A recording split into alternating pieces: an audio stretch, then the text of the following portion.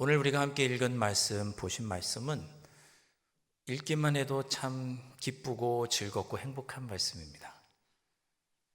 들어가도 복을 받고 나가도 복을 받고, 정말 그랬으면 좋겠습니다. 네. 여러분 다 복 받으시기를 주님의 이름으로 축복합니다. 여러분, 기독교는 복의 종교입니다. 누구는 기복신앙이 아니냐라고 말하지만 기복신앙과 우리의 신앙생활 중에 복을 받는다는 것은 다른 것입니다. 여러분 생각해 보십시오. 예수 그리스도를 믿음으로 구원받았으니 구원도 복이죠.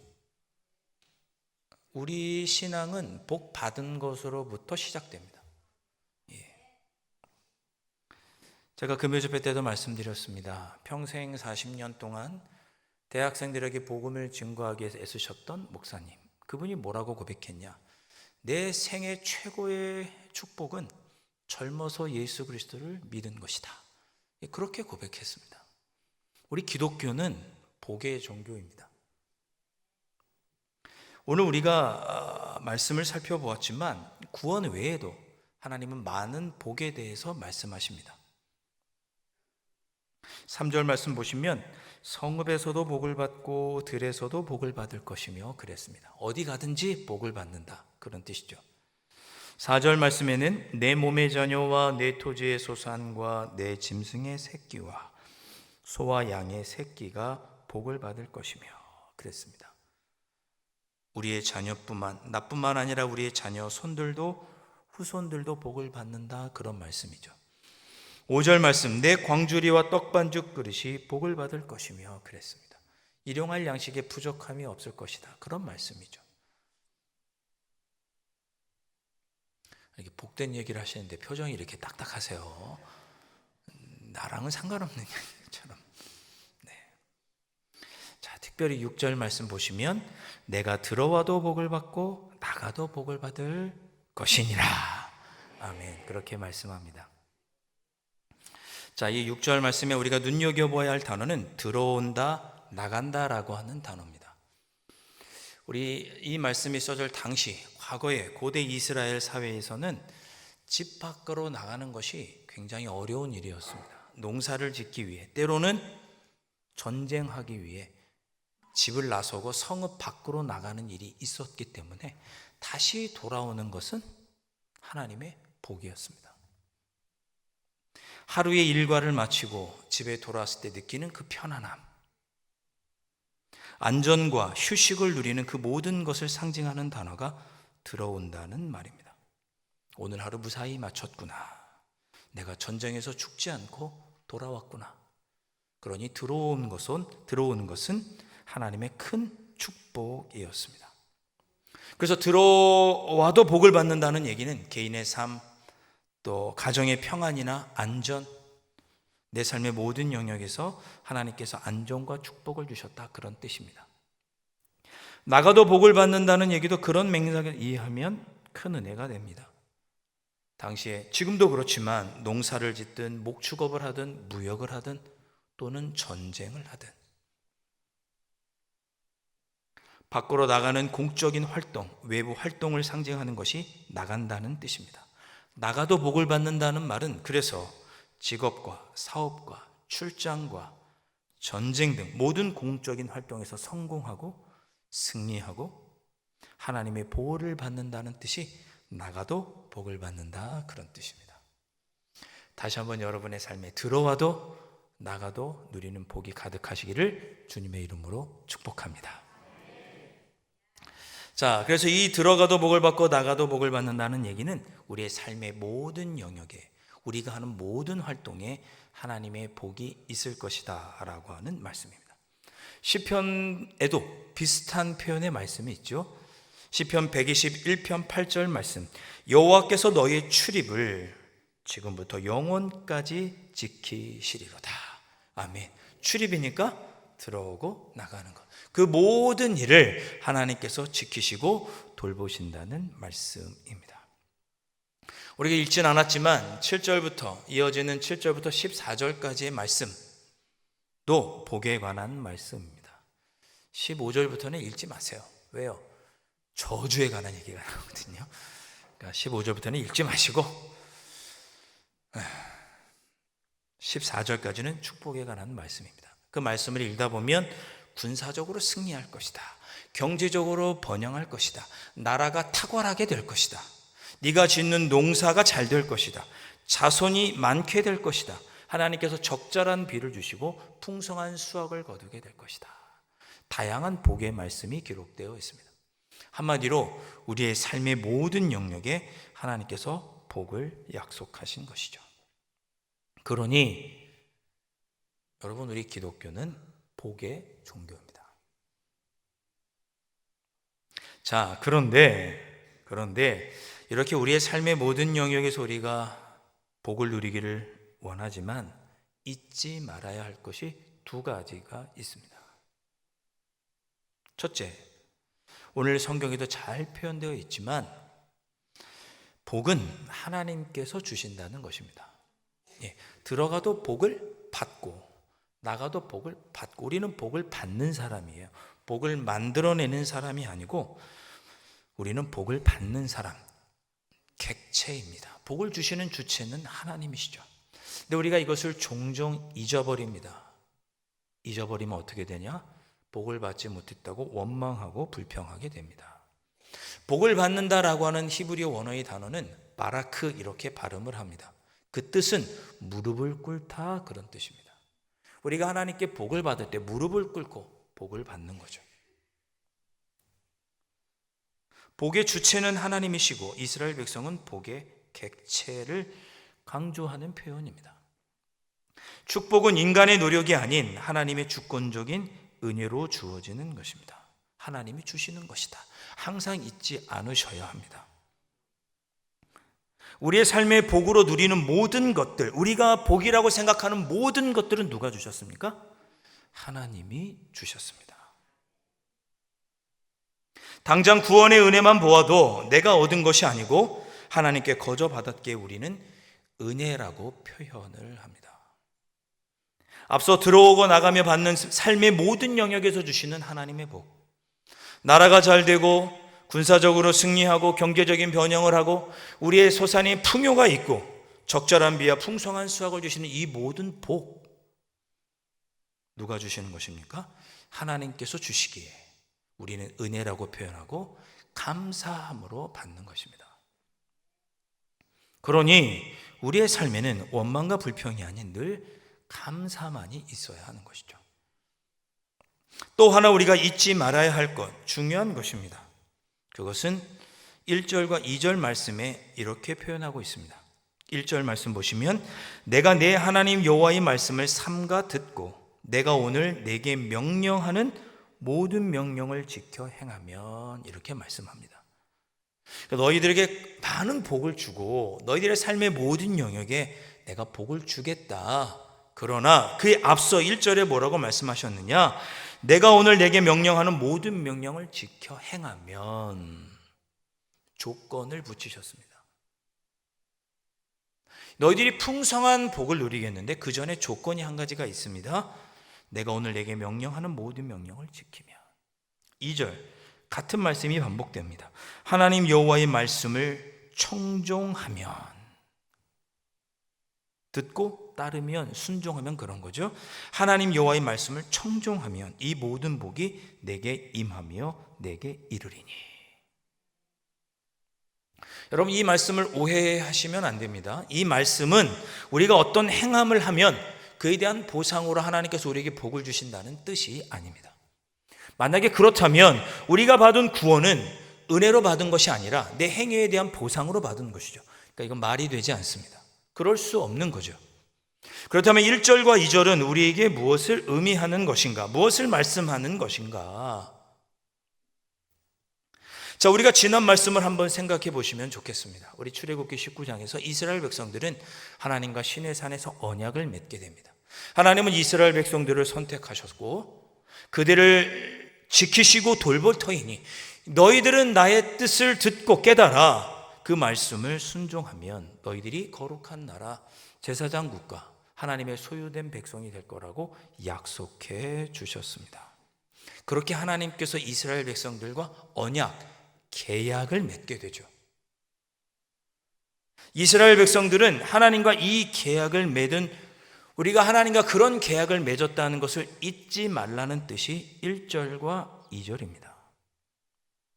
우리는 하나님과 아무런 상관이 없는 사람이 아니고 우리는 하나님과 계약을 맺어서 하나님은 우리에게 신실하시고 우리도 하나님께 신실해야 되는 그런 관계 속에 있다는 것을 너희가 항상 잊지 말아라. 그 관계 속에 있는 사람에게 하나님께서 복을 주신다, 그런 뜻입니다. 제가 이런 예를 한번 들어보겠습니다. 적절한 예일지는 모르겠지만 이렇게 예를 한번 들어보겠습니다.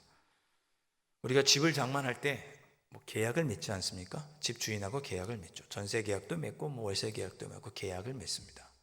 어제까지는 전혀 모르는 사람이었는데 그 사람과 계약을 맺고 보니 집 주인과 세입자라는 관계가 형성이 되죠. 그리고 서로가 서로에게 신실하게 그 계약을 잘 지켜야 되는, 그렇게 계약에 묶인 관계가 형성이 됩니다.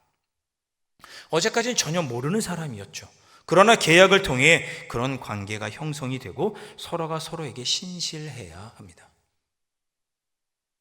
1절과 2절 말씀은 너희가 그렇게 하나님 앞에 신실해야 되고 하나님은 너희에게 신실하고 너희는 하나님 앞에 신실해야 하는 계약 관계 속에 우리가 있다는 것을 항상 잊지 말라고 하시는 말씀이 1절과 2절 말씀입니다.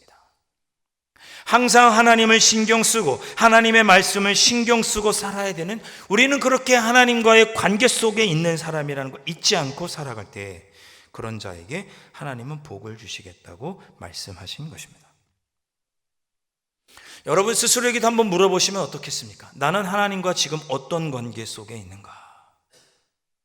여러분, 복은 하나님이 주신다고 말씀을 드렸습니다. 우리 복 받기를 원합니다. 그런데 하나님께서 여러분에게 복을 주셔야 할 이유는 무엇입니까? 왜 여러분에게 하나님께서 복을 주셔야 되죠?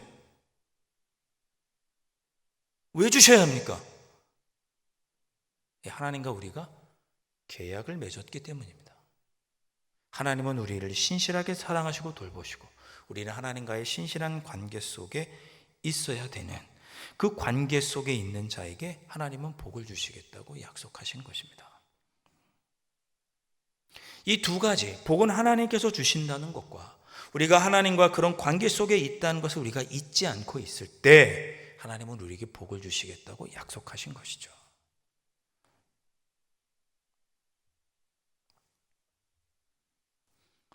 그러니 사랑하는 성도 여러분, 늘 이런 관계 속에 머무시면서 하나님께서 주시는 복을 누리시는 여러분들이 되실 수 있기를 주님의 이름으로 다시 한번 축원드립니다.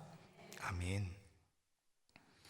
자, 그런데 하나님께서 우리에게 우리가 하나님의 뜻대로 살고 하나님을 늘 신경 쓰고 살죠. 그런데 우리가 복을 받는 것 같지 않게 느낄 때가 있단 말이에요. 복을 받죠. 복을 주시지 않습니까? 그런데 우리가 나 별로 복 받는 것 같지 않은데 그렇게 생각을 할 때가 있습니다. 왜 우리가 하나님께서 복을 주신다고 하는데 느끼지 못할까? 제 개인적으로 고민하다가 귀한 하나님의 말씀 한 구절을 발견했습니다. 얼마 전에 제가 기도하러 잠깐 어디 다녀왔는데 기도하면서 내년 2026년 교회를 섬길 일꾼들을 세우기 위해서 인사가 만사 아니겠어요? 또 귀한 일꾼을 세우는 일이 워낙 저에게도 책임이 막중한 일이니까 무거운 책임감을 가지고 기도하러 잠깐 갔습니다. 기도하기 전에 말씀을 읽는데 신명기 29장 29절 말씀이 이제 제 눈에 쏙 들어오더라고요. 신명기 29장 29절 말씀 제가 읽어보겠습니다.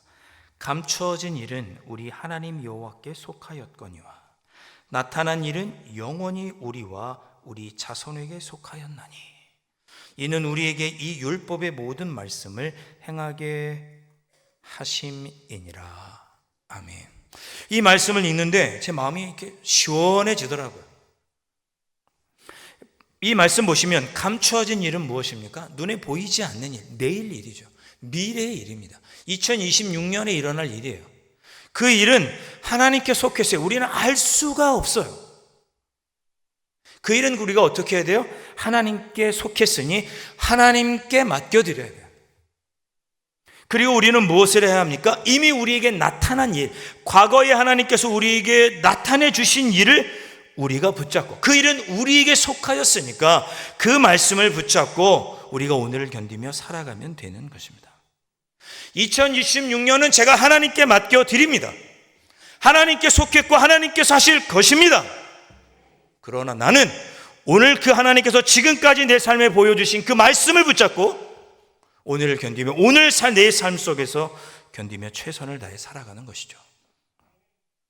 그렇게 하면 된다고 하나님께서 말씀을 해 주셨습니다. 우리가 복을 못 받는다고 느끼는 것은 무엇입니까? 내일 일과 내일 모레, 아니 어쩌면 다음 달 2026년에 일어날 일, 그 일이 복이 될지 화가 될지 어떤 일이 우리에게 있을지 모르겠지만 그것은 하나님께 맡겨드리고 오늘 우리의 삶 속에서 주님께서 이미 우리에게 보여주셨던 것들, 이스라엘 백성들로 하여금 홍해를 건너게 하신 기적, 만나와 메추라기를 주셔서 일용할 양식을 책임져 주셨던 기적, 신의 산에서 계약을 맺으시고 너는 내 백성이라고 하셨던 그 약속, 들어가도 복을 받고 나가도 복을 받을 것이라고 약속해 주셨던 그 말씀, 그 말씀은 오늘 나에게 이미 과거에 주셨으니 그 말씀을 붙잡고 오늘을 견디며 당당하게 살아갈 때 우리가 알지 못하는 그 내일에 하나님께서는 우리를 선한 길로 인도하여 주시고 복을 주실 거라는 말씀으로 오늘 말씀이 저에게 다가온 것이죠. 사랑하는 성도 여러분, 지나고 보니 모든 것이 다 복이었습니다. 하나님께서 다 주신 것이죠. 그러니 앞으로도 그렇게 주실 줄로 믿고 2026년도는 하나님께 맡겨드리시고 우리에게 주신 말씀과 우리에게 약속해 주신 것들을 붙잡고 오늘을 견디고 이겨내시며 담대히 여러분의 삶의 자리에 한 걸음 한 걸음 나아가시는 여러분들 되실 수 있기를 주님의 이름으로 축원드립니다. 하나님을 알고 하나님의 뜻대로 살고자 하는 자들에게 하나님은 복을 주시겠다고 오늘 약속하셨습니다. 하나님을 늘 신경 쓰고 하나님을 알고 하나님의 그 말씀을 붙잡고 살아가기 위해서 애쓰는 그 관계 속에 있는 사람에게는 복을 주시겠다고 약속하셨습니다. 이 약속이 2026년도에도 여러분의 삶 속에 이루어질 줄로 믿습니다. 말씀을 정리해 보겠습니다. 근데 우리가 이렇게 하나님의 말씀 속에 하나님을 늘 신경 쓰고 하나님 말씀을 지키며 우리가 살도록 애쓰고 하나님에게 신실하기 위해서 애쓰는데 잘 그렇게 하지 못하잖아요. 그렇죠? 하나님의 뜻을 알고 하나님의 뜻대로 온전히 살고 싶지만 그걸 잘 못한단 말이에요. 괜찮다. 오늘 찬양 중에 그랬죠? 괜찮아. 그랬지 않습니까? 우리 안에는 여전히 내 뜻대로 살아보려고 하는 욕심과 교만이 있습니다. 그렇지만 저는 그럼에도 불구하고 우리가 늘 하나님의 말씀을 신경 쓰면서 산다고 생각을 합니다. 얼마 전에 지난번에 한 성도님께서 제가 이 스토어 있지 않습니까? 그날 제가 어떻게 하다 설교 예배를 이렇게 드리고 갔는데 이 스토리 이렇게 삐뚤어진 거예요. 이게 좀 똑바로 됐죠? 여러분 모르시지만 뒤에 이렇게 똑딱이가 있어가지고 딱 붙이면 이게 균형이 맞게끔 되어 있습니다. 근데 그때는 이게 똑딱이가 떨어졌나 봐요. 그래서 이게 이렇게 삐뚤어져 있었던 거죠. 네. 그래서 이제 성가대 연습한 데 가서 이게 삐뚤어져 있었네, 이런 것이 신경 이렇게 삐뚤어져 있었다, 그런 얘기를 드렸더니 한 분이 저에게 목사님 그 얘기 하셔서 이제 목사님 볼 때마다 이거부터 신경 쓰게 생겼다고 이제 그런 이야기를 웃으면서 하셨던 기억이 납니다. 그분이 저에게 이 스토리 신경 쓰인다고 말하는 거에는 저와 관계가 있으니까 저를 좋게 보아주시고 걱정해 주시는 마음이 있으니까 그게 신경이 쓰이셨겠죠. 여러분의 신경 별로 이렇게 삐뚤어져 있는지 뒤집어져 있는지 네. 우리는 하나님의 뜻대로 살지 못하지만 하나님의 말씀은 늘 신경이 쓰입니다. 내가 하나님의 뜻대로 살지 못하지만 내가 이대로 하나님의 뜻대로 살아야 되는데 라고 신경은 쓰이는 거죠. 계속. 저는 그것도 괜찮다고 생각합니다. 제가 전에도 말씀드렸죠. 제가 전도사 시절을 시작한 지 얼마 안 됐을 때 그때 11조를 제가 4만 원 냈습니다. 11조를 4만 원 냈는데 깜빡하고 11조를 못 낸 거예요. 그럴 수 있지 않습니까? 여러분도 그럴 때가 있으시죠? 뭐 없는 것처럼 이렇게 앉아 계시는데. 근데 지금은 뭐 이렇게 앱으로 뭐 계좌이체도 하고 하는데, 그때는 뭐 계좌이체도 용이하지 않았고 교회에 뭐 계좌로 이렇게 헌금 보내는 건 불경한 것처럼 느껴지고 막 그랬습니다. 다음 주에 내야겠다, 그렇게 생각을 했습니다. 근데 또 까먹은 거예요. 그러다가 그냥 시심사심 그냥 한 달이 지났어요. 근데 한 달 뒤에 무슨 일이 있었겠습니까? 제 차, 운전하는 차 옆에 사이드 미러가 부셔졌어요. 사고가 나서. 그 수리비가 얼마 들었을까요? 4만 원. 제가 전에도 이 말씀 한번 드렸죠. 제가 그 일 이후로 하나님은 정확하게 계산해 가시는구나. 여러분, 우연의 일치이고 그냥 해프닝일지 모르지만 저는 그 일을 그렇게 해석했습니다. 하나님은 정확히 계산해 가시는구나. 그래서 저에게도 물질이 생기면 항상 그때 그 일이 생각이 나고 신경이 쓰입니다. 내가 하나님께 올바로 11조를 드려야 되는구나. 내가 하나님의 뜻대로 살고자 하고, 그러나 때로 연약해서 하나님의 뜻대로 살지 못할 때가 있지만, 그럼에도 불구하고 내가 하나님의 뜻대로 살아야 되는다라고 계속 신경이 쓰이는 거예요. 우리는 그렇게 하나님과의 관계 속에 있는 사람이다, 그런 뜻입니다. 그렇게 해도 괜찮습니다. 그렇게 우리가 하나님의 뜻에 신경 쓰며 하나님을 알고 하나님의 뜻대로 살아야 하는 것을 알고, 그렇게 하나님과 관계 속에 있는 우리에게 하나님은 복을 주시겠다고 오늘 약속해 주셨습니다. 사랑하는 성도 여러분, 하나님께서 여러분에게 복을 줄 이유가 있도록 여러분 살아가시기를 주님의 이름으로 축원드립니다. 늘 하나님과의 바른 관계 속에 있으려고 애쓰시고, 하나님의 말씀을 늘 신경 쓰면서 하나님을 알면서 살아가십시오. 그런 하나님은 우리에게 신실하셔서 약속하신 복을 주실 것입니다. 그러니 나는 하나님 안에서 복을 받아야 될 이유가 있는 자로 하나님과 신실한 관계에 살기 위해서 애쓰시면서 그렇게 살아가신다면 하나님은 분명히 우리에게 약속하신 것들을 이루어 주실 것입니다. 하나님께서 나에게 사명을 주시고 교회에서 섬기고 봉사하도록 사명도 주셨습니다. 이렇게 하나님께서 나에게 주신 사명을 신경 쓰십시오. 하나님을 알기 위해 신경 쓰시고 말씀을 따라 살기 위해서 신경 쓰신다면, 그러한 우리를 하나님은 보시고 복을 줄 이유를 찾으시고 그런 우리에게 하늘에 예비하신 은혜로 함께해 주실 것입니다. 그런 삶을 살아서 들어가도 복을 받고 나가도 복을 받으시는 여러분들 되실 수 있기를 주님의 이름으로 축원드립니다. 기도하겠습니다.